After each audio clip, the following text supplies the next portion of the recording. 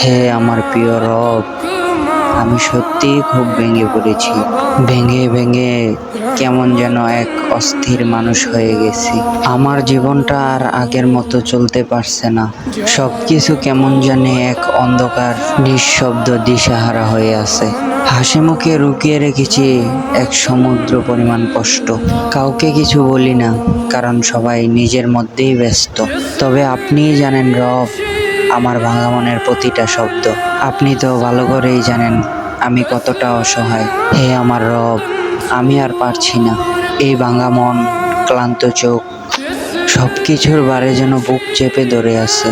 আপনার দয়া ছাড়া আমার আর কোনো কিছুই নেই। আমাকে ধৈর্য ধরার তৌফিক দেন, এই কষ্টগুলো সহ্য করার শক্তি দেন, আপনার ফয়সালায় রাজি থাকার হিম্মত দেন। হে আল্লাহ, আমাকে আর কখনোই আপনার কাছ থেকে একা কইরেন না। হে আল্লাহ, আপনি ছাড়া কেউই বুঝে না আমার এই নীরব কান্না। জানে কো